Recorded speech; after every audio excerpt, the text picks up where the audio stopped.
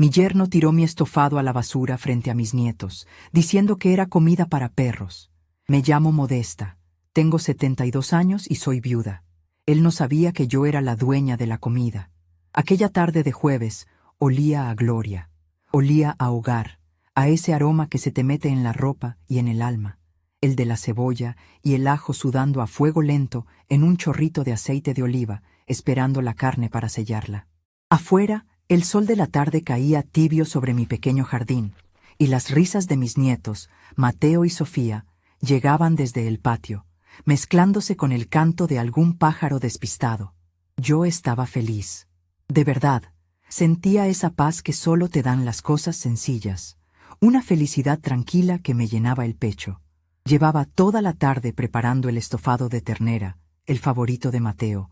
Lo hacía como me enseñó mi madre, y a ella su madre, sin apuros, con cariño, dejando que cada ingrediente soltara su esencia y se hiciera amigo del otro en la olla de hierro fundido que me regaló mi Alberto, que en paz descanse, en nuestro primer aniversario. La carne, tierna como mantequilla, la había conseguido en la carnicería de don Manuel, que siempre me guardaba los mejores cortes. Las papas, las zanahorias, los guisantes, todo fresco del mercado de los miércoles. Para mí, cocinar nunca fue una obligación. Era mi manera de decir, los quiero, mi forma de cuidar de los míos. Sobre todo ahora, que mi hija Laura trabajaba tantas horas. Llegaba a casa agotada, con la mirada perdida y los hombros caídos por el peso del mundo. Verla así me partía el alma. Por eso, hace un par de años, cuando su marido, Ricardo, empezó a tener problemas en el negocio, tomé una decisión. «Hija, no te preocupes por la compra de la semana», le dije. «De eso me encargo yo. Con mi pensión nos da y nos sobra». Al principio no quería, pero la necesidad aprieta, y al final aceptó. Así que cada lunes, sin falta, yo hacía una lista detallada y llamaba a la bodega de los hermanos Ramírez. Les dictaba el pedido por teléfono y el martes por la mañana, Javier, su repartidor, un muchacho bueno y trabajador, me traía las cajas hasta la puerta. Yo misma lo organizaba todo en la despensa y en el refrigerador. Un refrigerador grande, moderno, que Ricardo había comprado a plazos hacía un año, presumiendo de que en esta casa no falta de nada. La ironía era que él compraba el electrodoméstico, pero era mi dinero el que lo mantenía lleno semana tras semana. Esa tarde, mientras el estofado hacía chup chup en el fuego, Sofía, mi nieta de 6 años, entró corriendo a la cocina. Tenía las mejillas sonrosadas y una hoja seca en el pelo. «Abuela, ¿falta mucho? Huele muy rico», dijo, abrazándose a mis piernas. Le di un beso en la coronilla. «Casi está mi vida. ¿Quieres ayudar a la abuela a poner la mesa?» Sus ojitos brillaron. Para ella era una gran aventura. Le di los manteles individuales y los cubiertos de diario, y la vi irse muy seria, concentrada en su importante misión. Momentos como ese eran mi tesoro. Eran la paga por todos mis sacrificios, por todas las horas de pie que pasé durante 30 años de mi vida trabajando en el economato de la fábrica textil, gestionando pedidos, controlando inventarios, asegurándome de que a ninguna familia de los trabajadores le faltara lo básico. Yo sabía de números, de logística y de cómo estirar cada peso hasta que chillara. Alberto, mi marido, siempre me decía, «Modesta, tú podrías administrar un país con lo que te dan para el mes». Y yo me reía, pero en el fondo sabía que tenía razón. Esa habilidad era mi orgullo, un orgullo silencioso, porque nunca fui de presumir. Mi poder no estaba en las palabras, sino en los hechos, en una despensa siempre llena, en una olla siempre caliente, en la tranquilidad de saber que, pasara lo que pasara, en mi casa siempre habría un plato de comida en la mesa. Laura llegó del trabajo justo cuando yo estaba sacando el pan del horno. Me dio un beso en la mejilla, uno de esos besos rápidos y cansados. «¿Qué tal el día, mamá?» «Tranquilo, mi hija». «Siéntate, que ya casi está la cena. Ve a lavarte las manos». Se dejó caer en una silla del comedor mientras Sofía le contaba con gran detalle cómo había colocado los tenedores mirando para adentro. Mateo entró detrás de ella, ya sin el balón de fútbol bajo el brazo. «¡Abuela, es mi estofado!», gritó desde la puerta y yo le guiñé un ojo. Solo para mi campeón. El ambiente era perfecto. Una familia normal, preparándose para cenar juntos al final de un largo día. Una postal de felicidad humilde y cotidiana. La calma antes de la tormenta. Ricardo llegó media hora después. La puerta principal se abrió con un golpe seco y sus pasos resonaron en el pasillo. Siempre entraba así, como si la casa fuera un territorio conquistado. No dijo «hola», no saludó a nadie. Pasó de largo por el comedor, aflojándose la corbata, y entró directamente a la cocina. Yo estaba sirviendo el estofado en una fuente de cerámica blanca, esa que solo usaba en ocasiones especiales. El vapor subía, cargado de aroma a laurel, a tomillo, a cariño cocinado a fuego lento. Se paró en seco en el umbral. Arrugó la nariz con un gesto de asco. Miró la fuente, luego me miró a mí. «¿Qué es eso?», preguntó. Su voz era fría, cortante, llena de un desprecio que no se molestaba en disimular. «Es estofado de ternera, Ricardo, el favorito de los niños», respondí, intentando mantener la calma, aunque una alarma empezó a sonar dentro de mí. Él soltó una risa seca, sin una pizca de alegría. «¿Estofado?», repitió, paladeando la palabra como si fuera un insulto. Se acercó a la fuente, se inclinó un poco para olerla y luego hizo una mueca de repugnancia. Mis nietos se habían asomado a la puerta de la cocina, atraídos por el ruido. Laura se levantó de la silla, nerviosa. «Ricardo, por favor», empezó a decir mi hija, pero él la ignoró. Me miró fijamente, con esos ojos pequeños y crueles que tenía, y dijo las palabras que se me clavaron en el pecho como cuchillos helados. «Vieja, esto parece comida de perro. Mis hijos no van a comer esta porquería». El silencio que cayó en la cocina fue tan denso que se podía cortar. Sentí cómo la sangre se me iba de la cara. Vi los ojos de Mateo, abiertos como platos, llenos de confusión y de dolor. Vi a Sofía, que empezaba a arrugar el labio inferior, a punto de llorar. Laura estaba paralizada, con la boca entreabierta, incapaz de decir nada. Y entonces él hizo lo impensable. Con un movimiento rápido y violento, agarró la fuente de cerámica, caminó los 2 pasos que lo separaban del cubo de la basura y volcó todo su contenido dentro. El estofado cayó con un sonido sordo y húmedo sobre las cáscaras de papa y los restos del día. La carne tierna, las verduras cocinadas por horas, el caldo espeso y lleno de sabor. Todo desapareció en el fondo de una bolsa de plástico negra. La fuente, ahora vacía y manchada de salsa, la dejó caer sobre la encimera con un golpe que me hizo saltar. «¡Papi, no! ¡La comida de la abuela!», gritó Mateo y rompió a llorar. Sofía lo siguió, con un llanto desconsolado que me rompía el corazón en 1000 pedazos. Ricardo ni siquiera los miró. Sacó su teléfono del bolsillo. «Ya está bien de comer sobras de viejos. Vamos a pedir unas pizzas, como la gente normal». Y empezó a teclear en la pantalla, completamente ajeno al daño que acababa de causar. Yo me quedé allí, de pie, en medio de mi cocina, con el cucharón todavía en la mano. No dije nada, no grité, no lloré. Solo sentí un frío glacial extendiéndose desde mi estómago hacia el resto de mi cuerpo. Era la humillación, una humillación pública, frente a las personas que más quería en el mundo. Me había reducido a nada, a una vieja inútil cuya comida era porquería.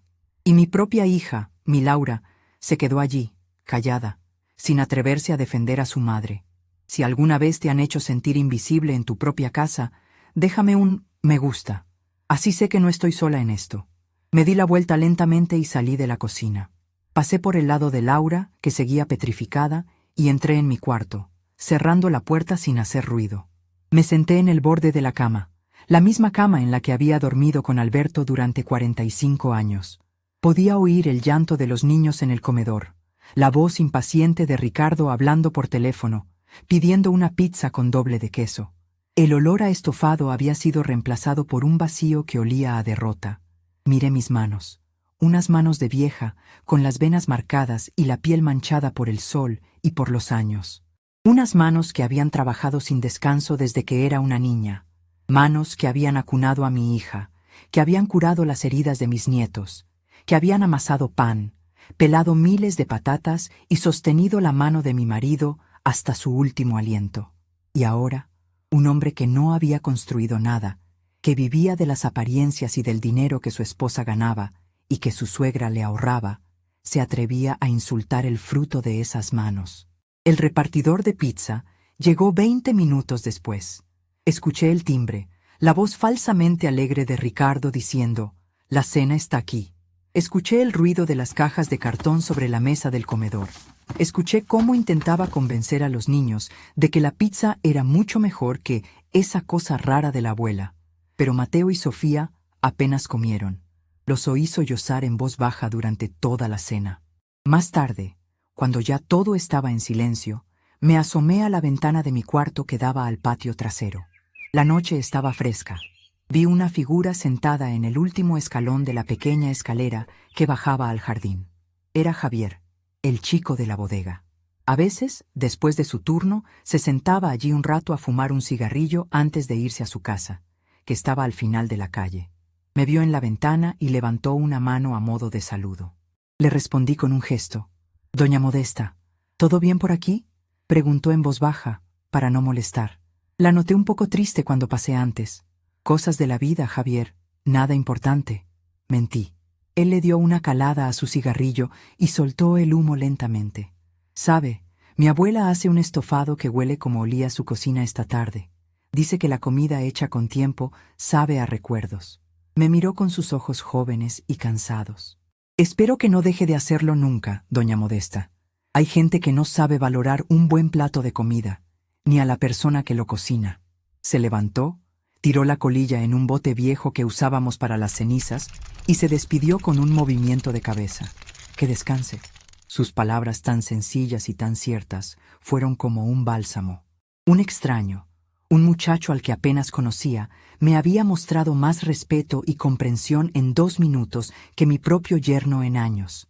Él veía mi valor. Ricardo, en cambio, solo veía un estorbo. Cuando Javier se fue, volví a mi cuarto, pero ya no sentía ese frío paralizante. En su lugar, una llama pequeña y terca empezaba a arder en mi interior, una rabia tranquila, una determinación afilada como un cuchillo. Ricardo me había llamado vieja.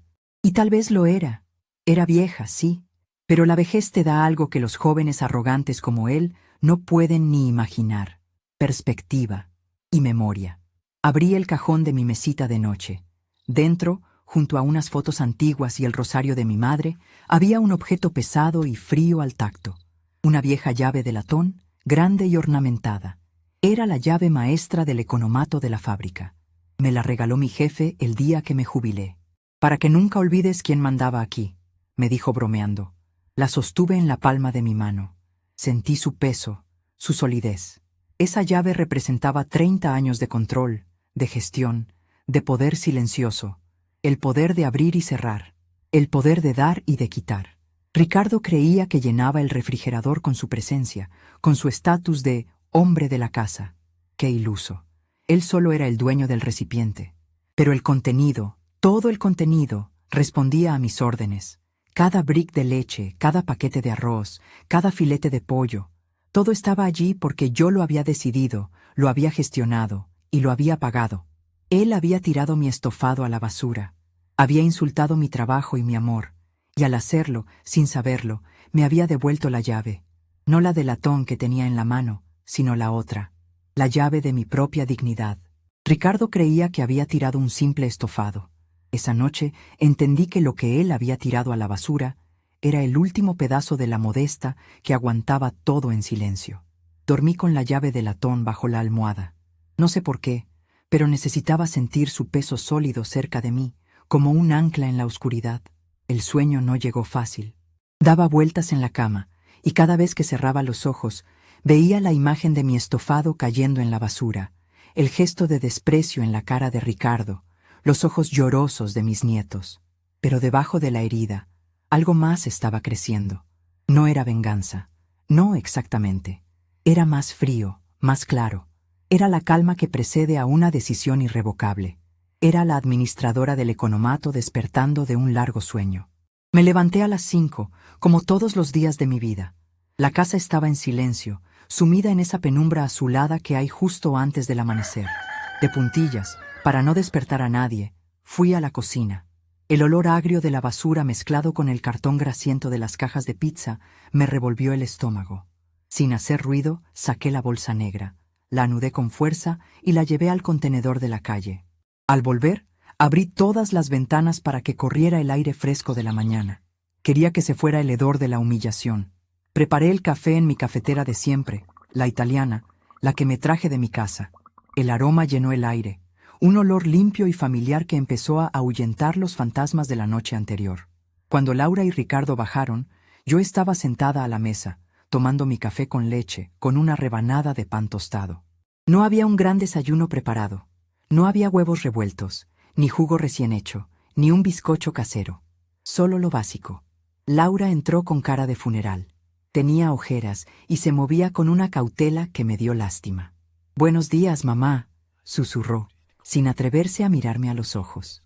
«Buenos días, hija», respondí, con una voz tranquila, neutra, ni fría ni cálida. Una voz de buenos días, sin más. Ricardo entró detrás de ella, pavoneándose. Se estiró, bostezó ruidosamente y se sirvió una taza de café. «Vaya, parece que alguien se levantó con mejor humor», dijo, mirándome por encima de la taza con una sonrisita de suficiencia. Creía que había ganado. Creía que con su rabieta de hombrecito me había puesto en mi sitio. Qué poco me conocía. No le respondí. Simplemente seguí untando mantequilla en mi tostada, con movimientos lentos y precisos. Mi silencio pareció desconcertarlo más que cualquier grito. Se sentó a la mesa, esperando que yo le sirviera, que le preguntara qué quería desayunar, que volviera a mi papel de siempre. Pero yo no me moví. «¿Y bien? ¿No hay nada de comer o qué?», soltó al cabo de un minuto, con impaciencia. Laura se apresuró a intervenir. «Ricardo, por favor, yo te preparo algo». Se levantó y fue hacia el refrigerador. Lo abrió. Se quedó un momento mirando el interior. Había leche, un trozo de mantequilla, un par de huevos, el tarro de mermelada y poco más. Los restos del naufragio. «¿No has hecho la compra, mamá?», preguntó con un hilo de voz. «La compra de la semana llega los martes, Laura. Hoy es viernes», contesté sin levantar la vista de mi plato. Era una verdad a medias. Normalmente, el martes llegaba el pedido grande, pero yo siempre hacía una compra más pequeña los viernes para tener todo fresco para el fin de semana. Verduras, carne, fruta. Ellos lo sabían, o mejor dicho, nunca se habían molestado en saberlo. Simplemente daban por hecho que la comida aparecía mágicamente en el refrigerador. Ricardo resopló. «Pues vaya fin de semana nos espera, a pan y agua». Se levantó de la mesa de mal humor, se bebió el café de un trago y se fue a preparar para ir al trabajo. Laura me miró, con los ojos llenos de una súplica silenciosa. Quería que yo arreglara las cosas, que la tranquilizara, que le dijera que iría al mercado y todo volvería a la normalidad. Pero yo solo le sostuve la mirada, en silencio. Era su marido, era su casa, era su silencio de la noche anterior el que todavía me resonaba en los oídos. Cuando los niños se despertaron, les preparé su leche con cacao y unas tostadas. Comieron en silencio, mirándome con sus ojitos tristes. Mateo no me preguntó por su estofado. Creo que entendió, con esa sabiduría de los niños, que algo se había roto para siempre. Les di un beso a cada uno antes de que se fueran al colegio. «Pórtense bien», les dije. «La abuela los quiere mucho». Una vez que la casa se quedó vacía, sentí que podía respirar. Era mi momento. Fui a la cocina y me paré frente al refrigerador, ese monstruo de acero inoxidable que Ricardo había comprado con tanto orgullo. En la puerta, sujeto con un imán con forma de girasol, estaba mi bloc de notas. Tenía mi letra, apretada y clara. Lunes, lentejas. Martes, pollo al horno. Miércoles, pescado. Y debajo, la lista de la compra pendiente, los números de teléfono de los proveedores, los recordatorios. Era el centro de mando de mi operación silenciosa. Con un gesto deliberado, quité el imán. Cogí el bloc de notas y lo guardé en el bolsillo de mi delantal. Luego, tomé un paño húmedo y limpié la puerta del refrigerador de arriba abajo, hasta que no quedó ni una huella, ni una mancha. La superficie de acero inoxidable me devolvió un reflejo distorsionado de mi rostro. Una mujer de 72 años, con el pelo blanco recogido en un moño y una expresión que no supe descifrar. Ya no era la abuela cocinera, era la intendente que acababa de cerrar el almacén. Luego, fui a la pequeña despensa que había junto a la cocina. Era mi santuario. Estaba todo organizado por categorías, con las etiquetas mirando al frente, como en el economato. Arroz, pasta, legumbres, conservas, mi ejército de provisiones. Abrí un viejo bote de galletas de metal, uno que Alberto me había regalado lleno de caramelos de violeta hacía 40 años. Dentro no había galletas, había un fajo de billetes y una libreta de contabilidad, mi fondo de emergencia, el dinero que ahorraba cada mes de mi pensión, después de pagar la compra de la casa. Ricardo y Laura pensaban que mi pensión se iba íntegra en la comida. Pobres ilusos. Yo era una gestora. Y una buena gestora siempre tiene una reserva. Conté el dinero. Había más de lo que recordaba. Saqué la libreta. En la primera página, con la caligrafía elegante de mi jefe, don Anselmo ponía: para Modesta, la mujer que nos enseñó que el orden no es solo una virtud, sino una forma de poder. La abrí y repasé las columnas de números. Durante años, además de la compra semanal para la casa, había estado haciendo pequeños pedidos extra para la bodega de los Ramírez. Les compraba productos no perecederos al por mayor, aprovechando mis antiguos contactos y descuentos. Ellos me los guardaban en su almacén y me pagaban una pequeña comisión. Era mi negocio secreto, mi independencia. Ricardo se reía de mi manía de vieja de guardar latas y paquetes. No tenía ni idea de que esas latas eran ladrillos con los que yo estaba construyendo mi propio muro de seguridad. Con la libreta en una mano y el teléfono en la otra, me senté a la mesa de la cocina. Marqué el número de la bodega. Bodega Ramírez, dígame, contestó la voz joven de Javier. Javier, soy Modesta, dije. Doña Modesta, qué alegría oírla. Justo estaba preparando su pedido para la entrega de hoy. ¿Añadimos algo? Tomé aire. No, Javier. Al contrario, te llamo para cancelar el pedido. Hubo un silencio al otro lado de la línea. ¿Cancelarlo? Pero, ¿todo? La fruta, la carne, todo, Javier. El de hoy y los de las próximas semanas. Es una decisión permanente. Mi voz sonó firme, mucho más de lo que me sentía por dentro. Pero, doña Modesta, ¿ha pasado algo? ¿Está usted bien? En su voz había una preocupación genuina que me llegó al corazón. Estoy perfectamente, muchacho. Son solo cambios administrativos, dije, usando una de las viejas frases de don Anselmo. Escúchame, el acuerdo que tenemos para los productos del almacén, quiero liquidarlo. Pásate esta tarde cuando termines el reparto y hacemos cuentas. Te pagaré lo que te deba y me llevaré mi mercancía. No tiene que hacer eso, doña Modesta. Se lo guardamos el tiempo que haga falta. Lo sé, Javier. Y te lo agradezco más de lo que puedas imaginar. Pero es hora de cerrar el economato. Pásate sobre las 6. ¿De acuerdo? De acuerdo, doña Modesta. Como usted mande. Colgué el teléfono. Hecho. El primer paso estaba dado. La cadena de suministro había sido cortada. Sentí un vértigo extraño, una mezcla de miedo y de una euforia que hacía mucho tiempo que no sentía. Era la misma adrenalina de cuando cerraba el inventario anual en la fábrica, sabiendo que cada número cuadraba, que cada caja estaba en su sitio. El resto del día lo pasé en mi cuarto, organizando mis cosas. Saqué cajas de debajo de la cama, desempolvé álbumes de fotos. Fue como hacer inventario de mi propia vida. Cada objeto me contaba una historia. El abanico de nácar de mi madre, el reloj de bolsillo de mi padre, la primera foto de Laura, tan pequeñita y arrugada, y en una caja de zapatos encontré los menús. Durante años, cuando trabajaba en el economato, yo diseñaba los menús semanales para el comedor de la fábrica. Menús equilibrados, nutritivos y sobre todo económicos. Tenía cientos de ellos, escritos a mano en fichas de cartulina. Los miré con una sonrisa. Estofado de ternera con patatas, leí en una. Lentejas estofadas con chorizo. Bacalao a la vizcaína. Comida de verdad. Comida de perro según algunos. A mediodía, Laura me llamó al móvil. «Mamá, ¿estás bien? No has preparado nada para comer. Ricardo ha tenido que comprar unos sándwiches en el bar de la esquina». «Estoy bien, hija. Estaba ocupada con mis cosas. Si tienen hambre, en la despensa hay latas de atún y pan de molde». «¿Latas de atún?», repitió, como si fuera un plato exótico. «Pero, ¿no vas a cocinar?» «Hoy no, Laura. No me encuentro con muchas ganas». Colgó, confundida. Podía imaginármela en su oficina sin entender nada. Durante años Mi comida había sido el combustible que mantenía esa casa en marcha. Ahora el motor empezaba a toser. A las 6 en punto sonó el timbre. Era Javier. Venía con su furgoneta de reparto. «Doña Modesta, aquí estoy». «Pasa, Javier, pasa». Nos sentamos en la cocina. Saqué mi libreta y él la suya. Repasamos las cuentas con la seriedad de dos empresarios cerrando un trato.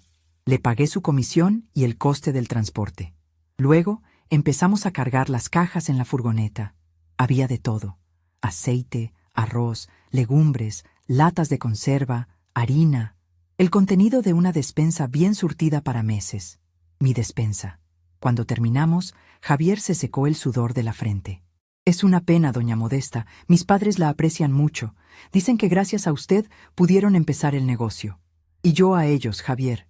Dile a tu padre que le llamaré en unos días. Tengo una propuesta para él». Le guiñé un ojo.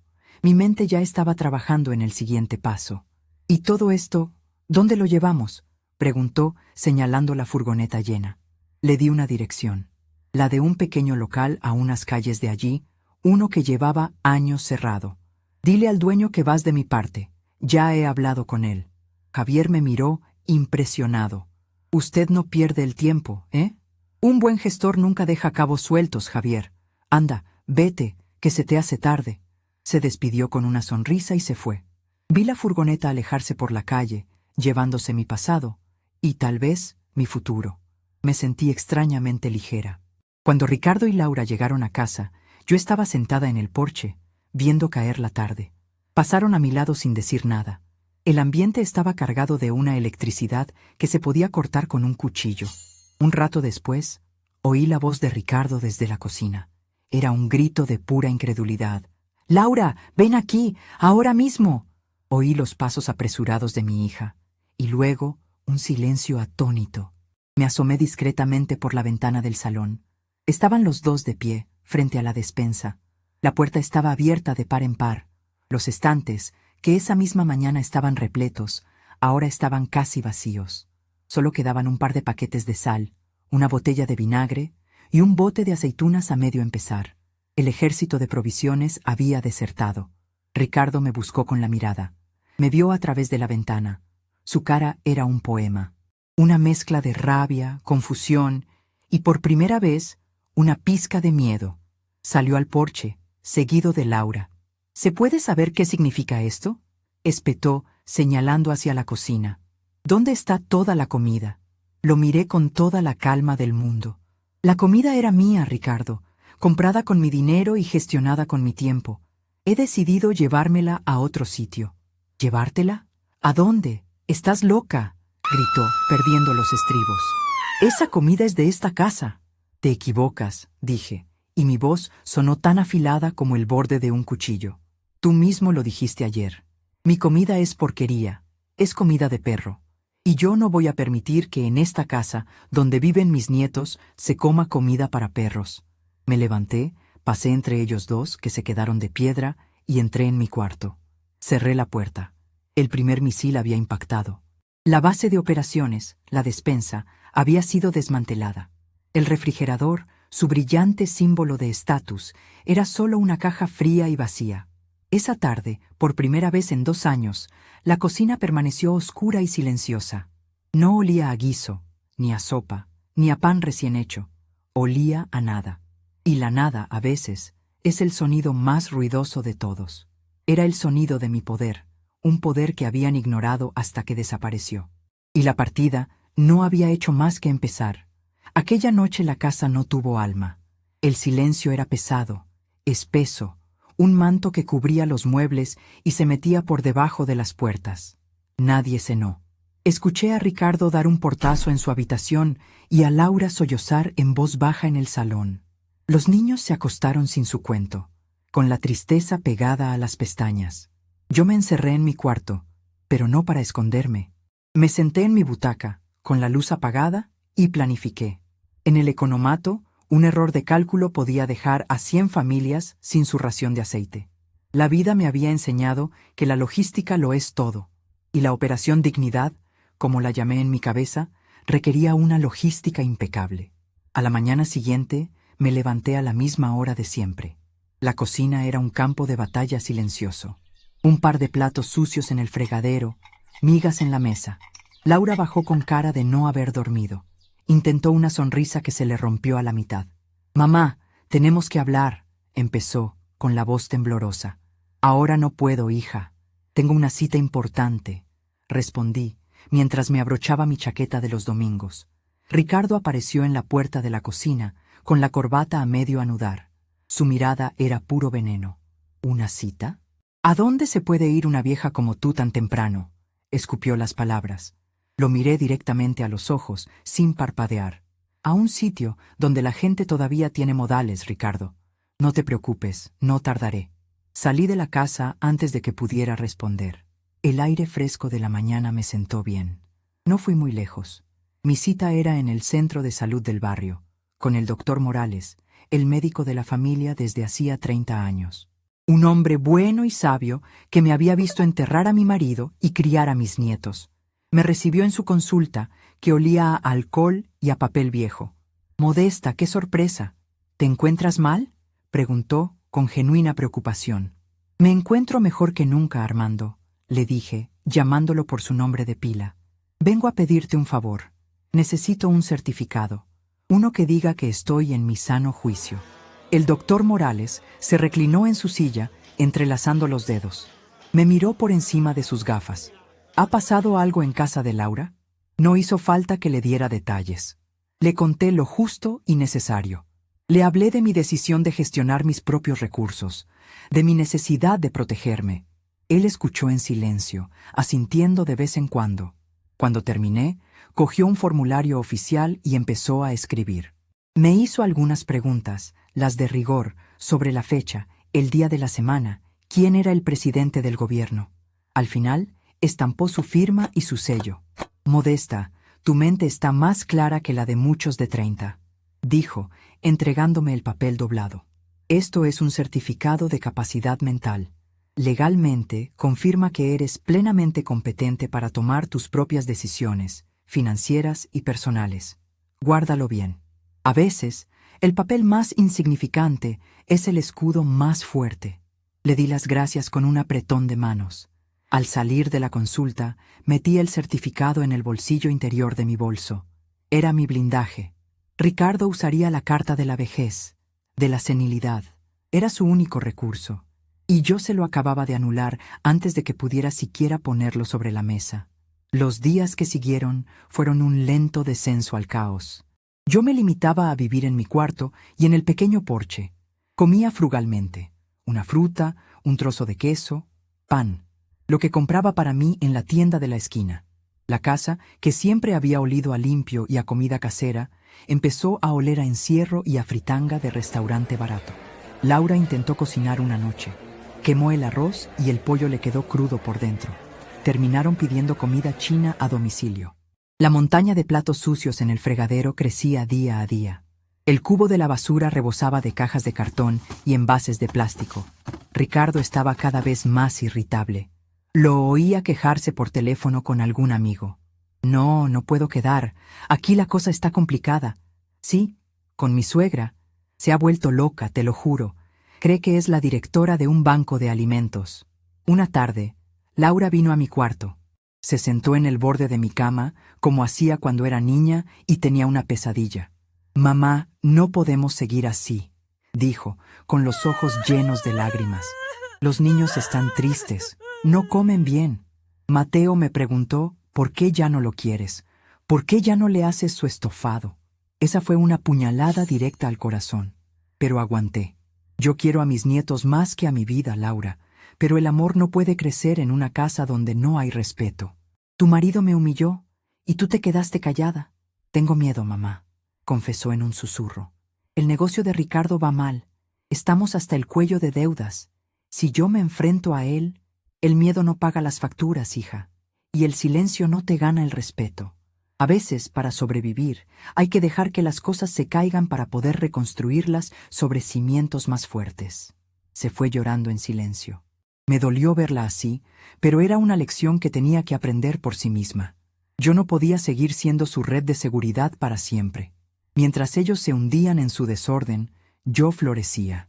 Cada mañana, después de que todos se iban, yo salía hacia mi nuevo proyecto, el pequeño local que había alquilado.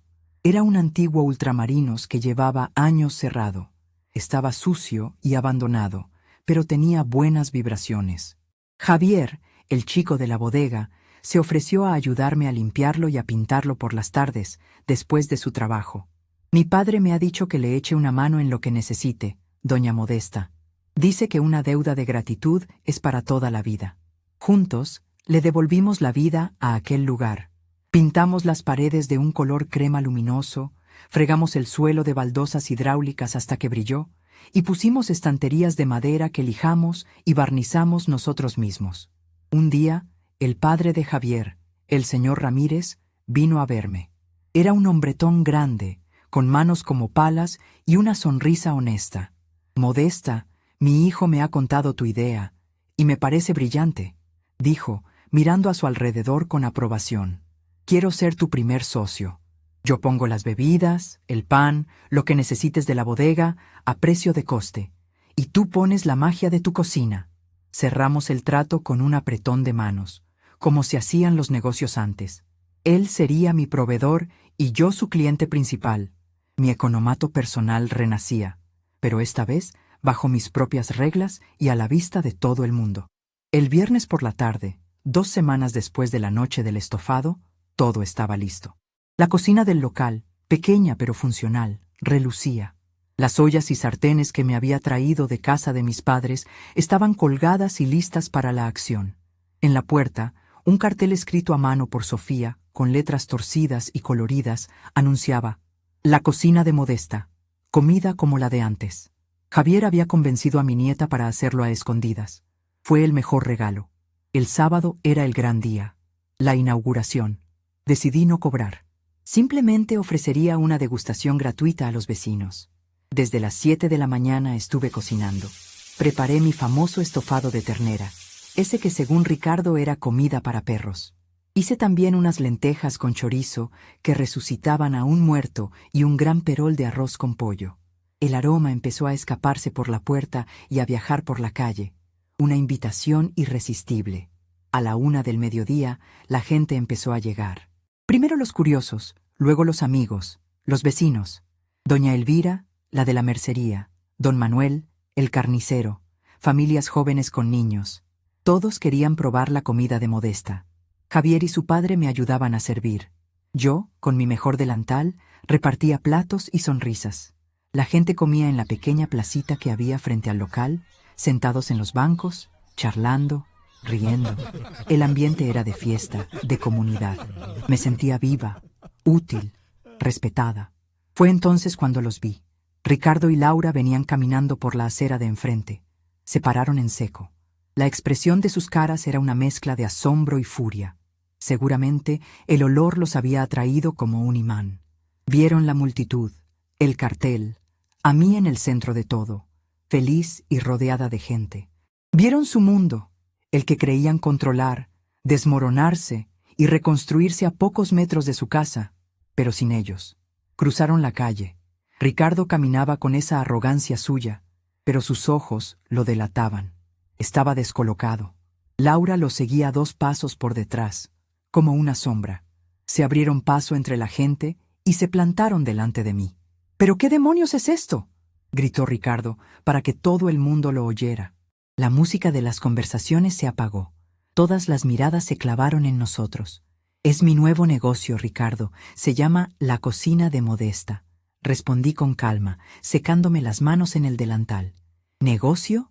Tú estás loca. Has robado la comida de nuestra casa para montar este circo. Estás senil, no sabes lo que haces. Fue mi momento, el momento que había estado esperando, la razón por la que había visitado al doctor Morales. Aquí, con todo el barrio como testigo, era donde se iba a librar la batalla final, y yo estaba preparada. Cuéntame en los comentarios, ¿tú habrías hecho lo mismo que yo? ¿O habrías buscado otra solución? Mi comida, Ricardo, mi dinero y mi tiempo, corregí, con la voz firme, pero sin gritar. En cuanto a mi estado mental, no te preocupes, tomé precauciones. Metí la mano en el bolsillo de mi delantal y saqué el papel doblado. Se lo tendí. Él lo cogió con desconfianza, lo desdobló y empezó a leer. Vi cómo el color le desaparecía de la cara. Vio el membrete del centro de salud, el nombre del doctor Morales, el diagnóstico claro y conciso, plena capacidad mental para la toma de decisiones. Vio la firma y el sello oficial. Levantó la vista del papel, con la boca entreabierta. Estaba atrapado, humillado públicamente. Su única arma, la acusación de mi senilidad, acababa de desintegrarse en sus manos frente a una docena de testigos. Según el doctor Morales, mi cabeza funciona perfectamente, dije, lo suficientemente alto para que todos me oyeran. Quizás deberías revisar la tuya, Ricardo. Una cabeza que no es capaz de distinguir un estofado hecho con amor de la comida para perros. A lo mejor no está del todo bien. Un murmullo recorrió a la gente. Algunos vecinos sonrieron disimuladamente. Don Manuel, el carnicero, soltó una carcajada que intentó disimular con una tos. Ricardo se quedó sin palabras. Arrugó el papel en su puño, con la cara roja de ira y vergüenza. Laura, a su lado, parecía que se la iba a tragar la tierra. Él me lanzó una última mirada, una mirada que prometía guerra. Dio media vuelta y se fue a grandes zancadas, arrastrando a Laura con él. Los vi alejarse, dos figuras derrotadas, y yo me quedé allí, en la puerta de mi nuevo reino, rodeada de mis vecinos, con el aroma de mi estofado llenando el aire. No me sentía victoriosa, me sentía en paz. Había cerrado un economato y había abierto otro, pero este era mío, y sus puertas solo se abrirían para quien supiera valorar lo que había dentro. La partida había cambiado de tablero, y ahora jugábamos en el mío. La gente tardó un momento en reaccionar. El silencio que dejó la partida de Ricardo y Laura era casi tan ruidoso como su grito. Luego, como si se rompiera un hechizo, la vida volvió a la placita. Don Manuel, el carnicero, fue el primero en acercarse. Se quitó su sombrero de paja y me dio una palmada en el hombro. Una palmada torpe pero llena de afecto. «Bien hecho, Modesta», dijo con su vozarrón. «A los gallitos de corral hay que enseñarles quién manda en el gallinero. Ahora, sírveme una buena ración de ese estofado, que el olor me está matando, y cóbrame la doble». Una risa colectiva recorrió el grupo. Doña Elvira, la de la mercería, se acercó con un platito vacío. «Y a mí unas lentejas, hija.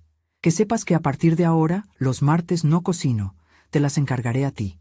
Uno por uno, los vecinos se convirtieron en clientes. Ya no era una degustación, era un negocio. Javier y su padre apenas daban abasto para servir.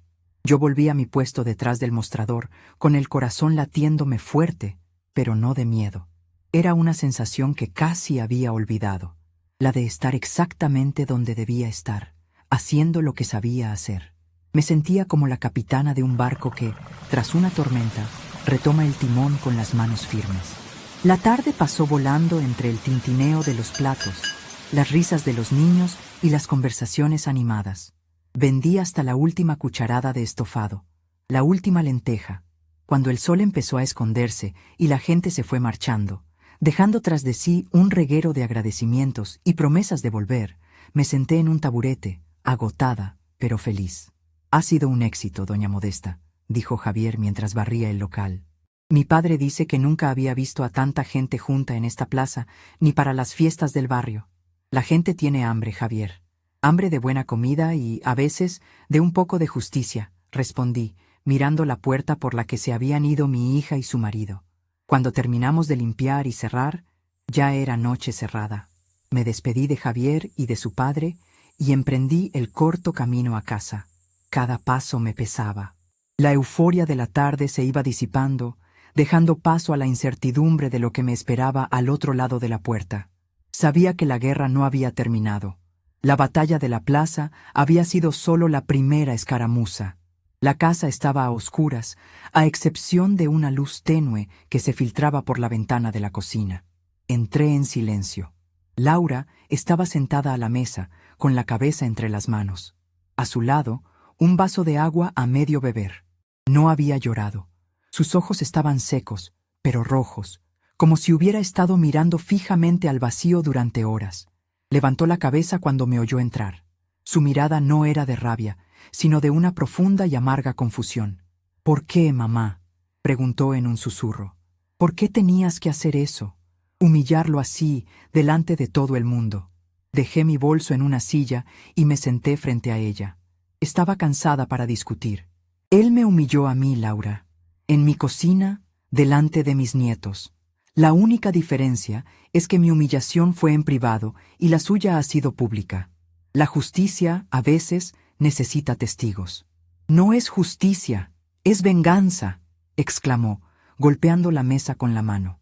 Estás destruyendo a la familia. No, hija, dije, y mi voz sonó más suave de lo que pretendía. Estoy intentando salvarla. Una familia construida sobre mentiras, sobre faltas de respeto y sobre el miedo, no es una familia, es una jaula. Y yo he vivido demasiados años para querer morir en una. Me levanté. Ricardo está arriba, ¿verdad? Ella asintió sin mirarme. No ha dicho una palabra desde que volvimos. Solo se encerró en el cuarto. Bien, mañana hablaremos los tres. Ahora necesito descansar. Me fui a mi cuarto, pero no dormí. Me quedé sentada en mi butaca, la misma desde la que había planificado mi primer movimiento. Sabía que la verdadera confrontación sería a la mañana siguiente. Ricardo había perdido la cara, y un hombre como él no lo perdona fácilmente. Intentaría herirme donde más me doliera.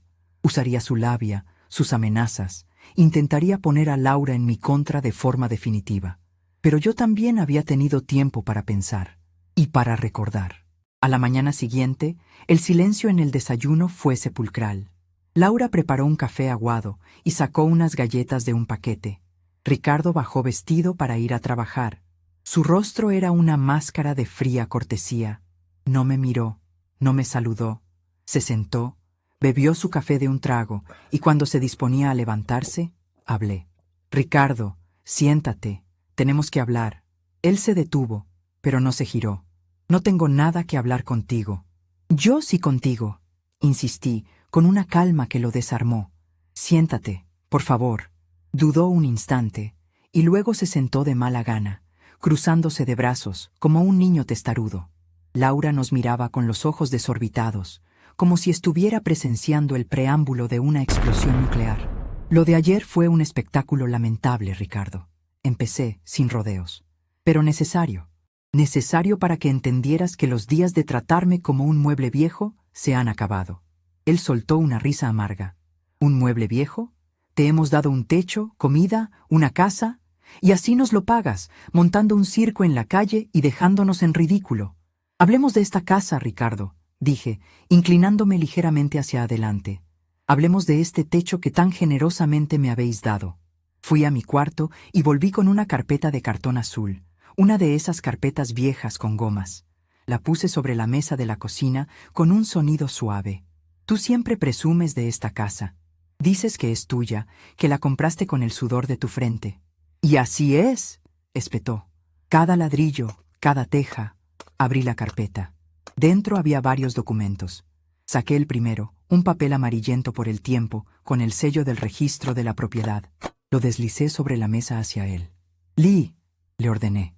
Él miró el papel con desdén. Luego sus ojos se fijaron en el texto. Leyó el encabezado una vez, 2 veces. Su mandíbula se tensó. Laura se levantó y se asomó por encima de su hombro para leer también. Pude ver el momento exacto en que ambos entendieron. El nombre que figuraba bajo el epígrafe propietario no era Ricardo Vargas ni Laura Pérez. Era Modesta Rivas, viuda de Alberto Pérez. Esta casa, dije, mientras el color desaparecía de sus rostros. La compramos Alberto y yo hace 20 años, como inversión para nuestra jubilación. Cuando os casasteis y las cosas os iban regular, decidimos que vivierais aquí, sin pagar alquiler, sin condiciones. Era nuestra forma de ayudaros a empezar. Nunca hicimos el cambio de nombre. Alberto decía que el papel más seguro es el que uno guarda en su propio cajón. Ricardo levantó la vista del papel. Estaba pálido. ¿Qué quieres decir con esto?, balbuceó. Quiero decir, Ricardo, que no me habéis dado un techo. Vivís bajo el mío.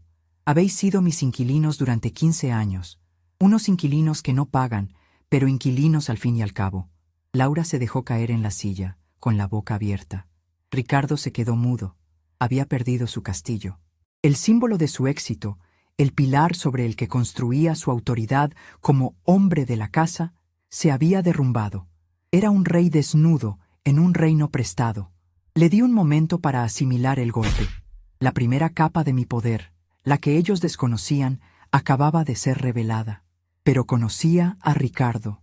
Su arrogancia era más resistente que una cucaracha. Se recuperaría, y lo hizo. Se enderezó en la silla, intentando recuperar la compostura.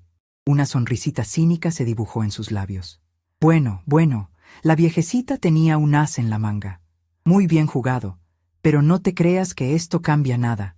¿Y qué si la casa es tuya? ¿Qué vas a hacer? ¿Echarnos a la calle? ¿A tu propia hija y a tus nietos? No te atreverías. Me miró, desafiante. No te preocupes. Esto es solo un contratiempo. Mi negocio está a punto de despegar. En cuanto cierre el contrato con Textiles del Sur, nos compraremos una casa el doble de grande que esta posilga. Y entonces podrás quedarte aquí sola, con tus ollas y tus recuerdos. Ahí estaba, la arrogancia, el desprecio, la bala que él mismo se estaba poniendo en la recámara.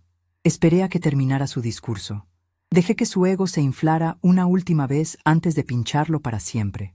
Textiles del Sur, repetí, saboreando el nombre. Un buen cliente, sí, el más grande que tienes. De hecho, el único que te queda, ¿verdad? Su sonrisa vaciló. ¿Cómo sabes tú eso? Saqué otro papel de la carpeta. Era una carta, escrita a máquina en papel con membrete. La firma al final era elegante, casi ilegible. Anselmo Gascón, mi antiguo jefe. Yo trabajé 30 años para la familia Gascón, Ricardo. Don Anselmo fue más que un jefe, fue un amigo. Vi crecer a su hijo, Anselmo Jr., el que ahora dirige la empresa. Cuando hace 2 años tu pequeño negocio de distribución estaba a punto de quebrar, Laura me lo contó, desesperada. Así que descolgué el teléfono. Llamé a Anselmo Jr. Le hablé de ti, del marido de mi hija, un hombre trabajador y con muchas ganas. Le pedí, como favor personal, que te diera una oportunidad, que te diera el contrato de distribución para la zona. Le deslicé la carta.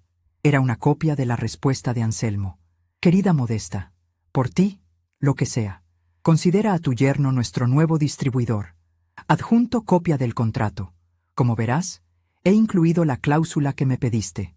Tu aval personal es la garantía. Si tú lo retiras, el contrato queda anulado. Un abrazo, Anselmo. Ricardo leyó la carta. Sus manos empezaron a temblar. El papel se agitaba como una hoja en el viento. Laura lo leyó también, y un sollozo ahogado escapó de sus labios. Ahora lo entendía todo. Los años de inexplicables prórrogas, la paciencia infinita del proveedor ante los retrasos en los pagos. No era la habilidad de Ricardo para los negocios. Era el fantasma de mi influencia, protegiéndolo desde la sombra. Mi aval personal, Ricardo, dije, y mi voz era tan fría y precisa como un bisturí. Eso es lo que ha mantenido tu negocio a flote. No tu talento, sino mi reputación. Cada factura que te han pagado, cada pedido que te han servido, ha sido gracias a la confianza que los Gascón tienen en la vieja a la que desprecias. Levanté el teléfono de la cocina. Solo tengo que hacer una llamada a Anselmo, para decirle que retiro mi aval, que ya no respondo por ti, y tu negocio, tu gran futuro, se convertirá en cenizas antes de que llegue la hora de comer. Esta era la segunda capa, la más profunda, la más devastadora. Él no solo vivía en mi casa. Su identidad entera como hombre de negocios, su castillo en el aire, estaba construido sobre los cimientos de mi poder silencioso. El poder que él había llamado porquería. Se derrumbó. No hubo gritos ni amenazas. Fue como ver un edificio implosionar.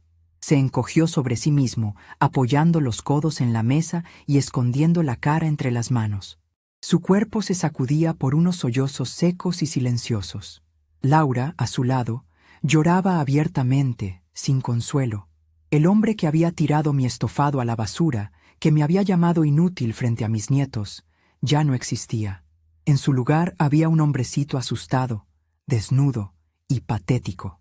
Esperé a que el primer oleaje de la desesperación pasara. Luego, hablé de nuevo. No voy a hacer esa llamada, Ricardo, dije. Y ambos levantaron la cabeza, con una chispa de esperanza en sus ojos llorosos. No voy a destruir tu negocio, porque eso sería destruir el futuro de mi hija y de mis nietos. Pero las cosas van a cambiar. A partir de hoy, hay nuevas reglas en esta casa. Mis reglas. Él me miró, con los ojos rojos, dispuesto a aceptar cualquier cosa. Lo que sea, Modesta.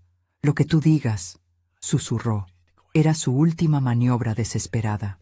La rendición total con la esperanza de la clemencia. Primero, dije, señalando los papeles sobre la mesa, vais a firmar un contrato de alquiler. Simbólico, 100 euros al mes. Quiero que cada mes recordéis de quién es esta casa. Segundo, el economato doméstico se reabre. Yo volveré a gestionar la comida y las finanzas de esta casa. Tendréis un presupuesto, y no os saldréis de él ni un céntimo. Se acabaron las pizzas y los lujos que no podéis permitiros. Hice una pausa, mirándolos fijamente. Tercero, y esto es para ti, Ricardo, sobre tu negocio. A partir del lunes yo voy a trabajar contigo, no en la oficina, desde casa. Voy a ser tu jefa de logística. Revisaré tus rutas, tus pedidos, tus cuentas. Voy a poner orden en tu caos. No me pagarás un sueldo. Mi paga será la tranquilidad de mi hija. Te convertiré en un empresario de verdad, te guste o no. Se quedaron callados, asimilando mis condiciones. Eran duras, pero no destructivas. No era un castigo, era una reestructuración. Y por último, añadí, y esta era la condición más importante para mí. Quiero una disculpa, pero no para mí. Esta tarde, cuando los niños vuelvan del colegio, nos sentaremos los 5 en esta misma mesa. Y tú, Ricardo, les explicarás a tus hijos que la comida de la abuela no es comida de perros.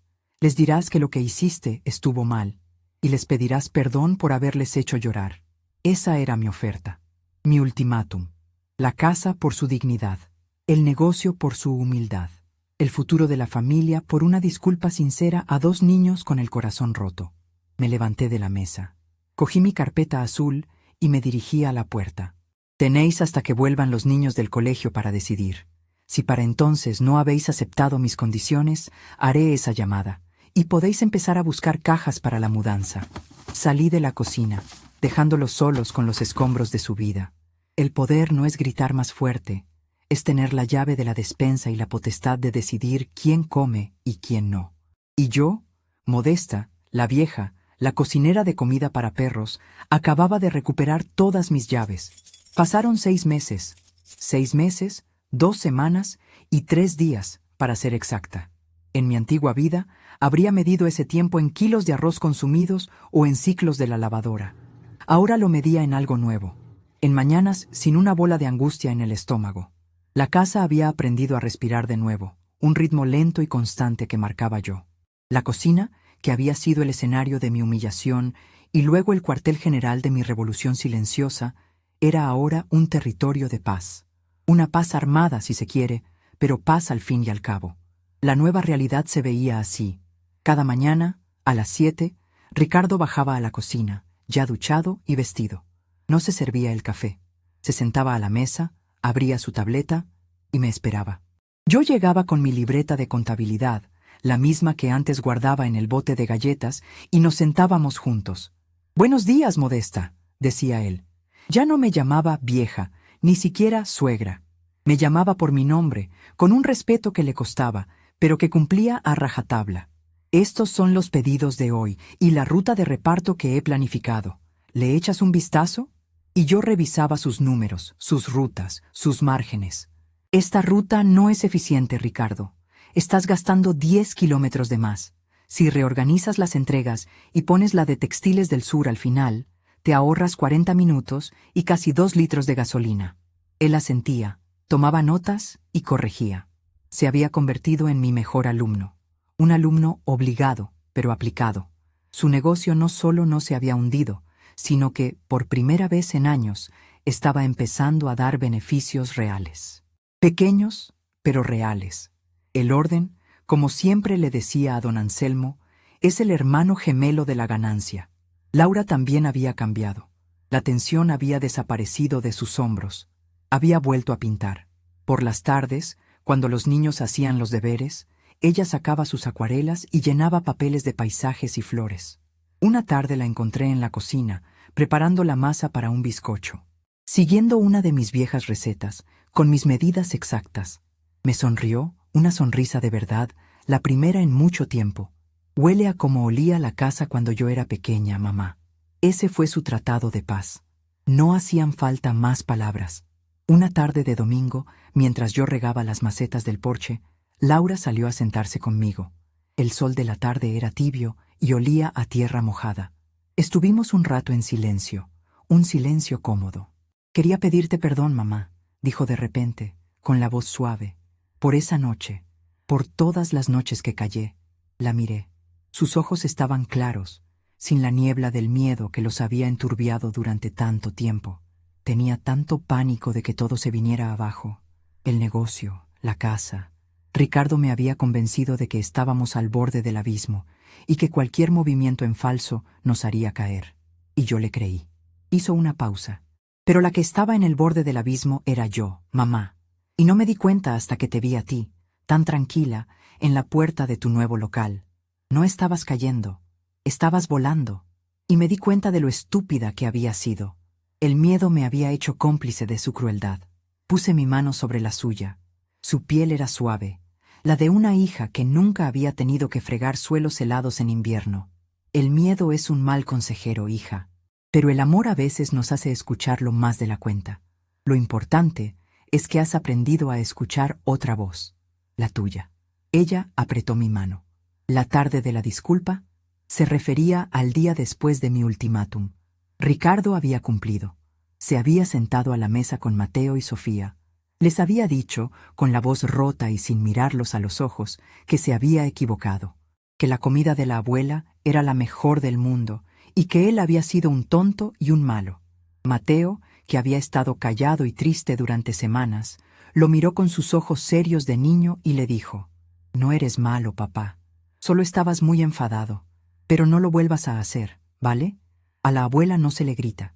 Ricardo rompió a llorar entonces, de verdad, y mi nieto, mi pequeño campeón, se levantó de su silla y le dio un abrazo. Ese día, algo empezó a sanar en esa casa. Mi vida, sin embargo, ya no giraba en torno a esa casa. Mi verdadero reino estaba a 3 calles de allí. La cocina de Modesta se había convertido en una institución en el barrio. Ya no era solo yo. Había contratado a 2 mujeres para que me ayudaran. Elvira, la de la mercería, que había cerrado su tienda por la competencia de los grandes almacenes, y Carmen, una vecina cuya pensión de viudedad no le llegaba para el alquiler. Las 3 formábamos un equipo formidable. Elvira era una maga con los postres, y Carmen hacía unas croquetas que eran pecado. Pero el local era más que un negocio de comida para llevar. Se había convertido, sin que yo lo planeara, en un punto de encuentro. Por las tardes, después de cerrar, un grupo de mujeres del barrio, la mayoría viudas o solas como yo, se reunían allí. Traían sus labores, un poco de café y charlábamos. Lo llamábamos el Club de las Viudas Sabias. Al principio hablábamos de recetas y de achaques, pero poco a poco empezaron a contarme sus problemas. Problemas de hijos que no las respetaban, de pensiones que no alcanzaban, de soledad. Y yo, sin darme cuenta, empecé a aplicar la lógica de mi economato a sus vidas. A Elvira le ayudé a renegociar su alquiler, mostrándole cómo presentar sus cuentas al casero. A Carmen le enseñé a hacer un presupuesto mensual para estirar su pensión. A otra, a leer la letra pequeña de un contrato de seguros que su yerno quería que firmara. Les estaba dando mis herramientas: el orden, la previsión, la gestión. Les estaba enseñando que ser mayor no significa ser tonta, que la experiencia no es una antigüedad, es un doctorado. Un día, Elvira me miró con sus ojitos brillantes por encima de sus gafas de media luna. «Modesta, tú no solo nos das trabajo, nos has devuelto la dignidad, nos has recordado que todavía tenemos algo que decir». Ese era mi verdadero beneficio. Mucho más valioso que el dinero que guardaba en la caja al final del día. La victoria no había sido solo para mí. Se había contagiado. Había creado una pequeña onda expansiva de poder silencioso en mi rincón del mundo. Una noche, después de cerrar el local, volví a casa más tarde de lo habitual. La casa estaba en silencio. Entré en mi cuarto y abrí el cajón de la mesita de noche. Allí seguía la vieja llave de latón del economato. La saqué y la sostuve en la palma de mi mano. Su peso familiar me reconfortaba. Durante años creí que esa llave representaba mi pasado, un tiempo de poder que ya se había ido. Qué equivocada estaba. Esa llave no era un recuerdo, era un símbolo de lo que siempre había sido. Una gestora, una administradora. El poder no está en gritar, ni en dar portazos, ni en comprar refrigeradores de acero inoxidable a plazos. El verdadero poder, el que perdura, es mucho más silencioso. Es saber dónde está cada cosa. Es controlar los recursos. Es tener la llave de la despensa. Es entender que quien controla la comida, controla el hogar. Quien controla los números, controla el negocio. Ricardo nunca lo entendió. Él pensaba que el poder era el ruido que hacía al entrar por la puerta. Yo sabía que el poder era el silencio de una despensa llena, la autoridad de una lista de la compra bien hecha. Mi vida ahora era plena. Tenía a mi familia, reestructurada y más sana que nunca. Tenía mi negocio, que me daba independencia y un propósito. Y tenía a mi comunidad, a mis viudas sabias, que me recordaban cada día que la fuerza de una mujer nunca caduca. A veces, mis nietos venían a ayudarme al local por las tardes. Sofía ponía etiquetas en los envases y Mateo barría el suelo con una seriedad de gerente. El otro día, un cliente nuevo le preguntó a Mateo qué era lo que mejor cocinaba su abuela. Mi nieto lo miró muy serio y le respondió: «Mi abuela no cocina comida, cocina respeto». Casi se me saltan las lágrimas. Si conoces a una mujer que necesita recordar que la llave más importante es la que ella misma tiene en el bolsillo, envíale esta historia, para que no olvide nunca que el economato de su propia vida solo lo puede dirigir ella. Dejé la llave de latón sobre la mesita. Ya no necesitaba guardarla. El poder que representaba ya no estaba oculto en un cajón. Estaba en mis manos, en mi negocio, en el respeto de los ojos de mis nietos. Miré por la ventana. La noche estaba tranquila. A lo lejos, las luces del barrio parpadeaban como pequeñas promesas. Me sentía en paz. Había necesitado 72 años para entenderlo, pero la lección había valido la pena. A veces, tienen que tirarte la comida a la basura para que te des cuenta de que tienes un banquete entero esperando a ser servido. Ricardo creía que estaba tirando un estofado a la basura. Lo que nunca entendió es que, en realidad, me estaba sirviendo el primer plato de mi nueva vida.